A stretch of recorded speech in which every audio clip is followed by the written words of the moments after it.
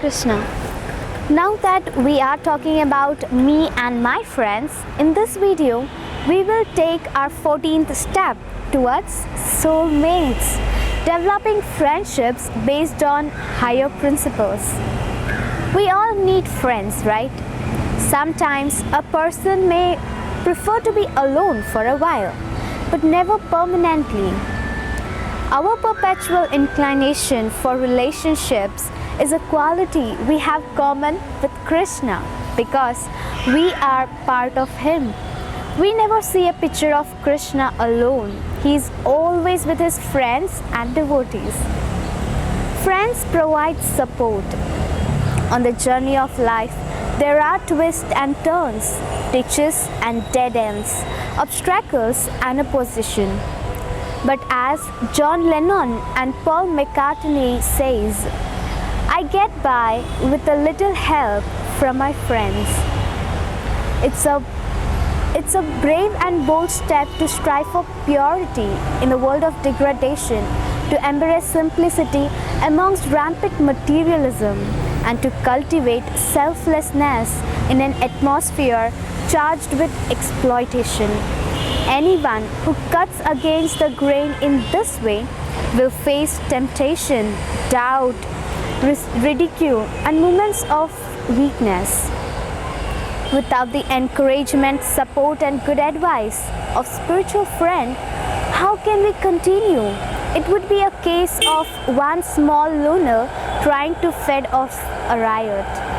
The basic principle of spiritual relationship is one of sharing and giving, rather than taking and exploiting. If we meet someone less spiritually advanced than ourselves, we can show compassion and try to inspire, encourage them. With peers, we share our thoughts and contemplation as friends in camaraderie. And when we associate with more advanced devotees, we should hear from them and serve them with a humble and respectful heart. Often in this world of exploitation, people exchange with one another are just the opposite. Even among sincere seekers of truth, we are all work in progress and have our own personality, preferences, and approach. This reflects the spiritual world, which is also full of variety.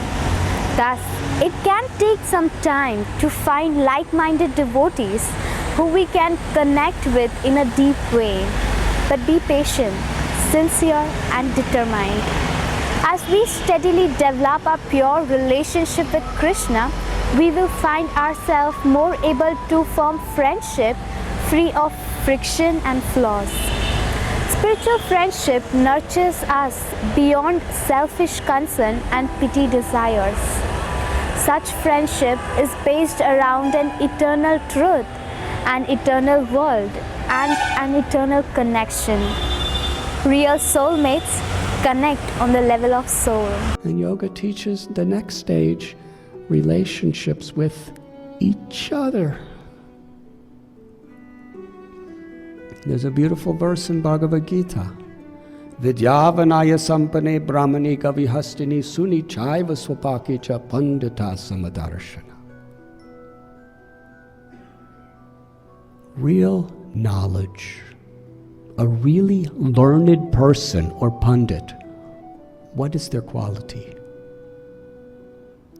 The Gita, the yoga scriptures don't say that real knowledge is about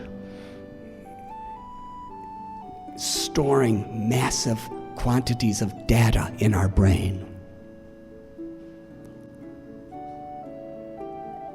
Real knowledge is developing real character, to live with integrity. And this particular verse, Vidyavanaya Sampane, describes what spiritual integrity is. To see every living being with equal vision. Whether one is male or female, whether one's color of skin is black or white or red or yellow or brown, whether one is rich or poor, from the east or the west, whether one is from one religion, another religion, or no religion, whether one is a human or an elephant or a cow or a dog, to understand that sacredness of life, that part of God that is within us all. When we realize, when we experience who we really are in our own relationship with the divine,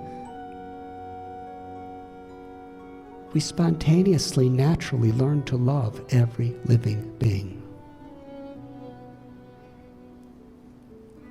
And this is the first commandment of the Bible: to love God with all your heart, mind, and soul, and love your neighbor as yourself. If you love God, you can only love your neighbor as yourself, and you see that everyone is your neighbor. Relationship. Real universal sisterhood and brotherhood can be to some extent established on the basis of the oneness of humanity. But in order for it to have real substance, what is it that we really do have completely in common that can never be changed? That is the spiritual essence within us. We are forever related. It's only due to the ego that we forget who we are. We forget the relationship of our own body, mind, and our soul. And therefore we forget our own relationship with God, we forget our own relationship with nature, and we forget our own relationship with each other.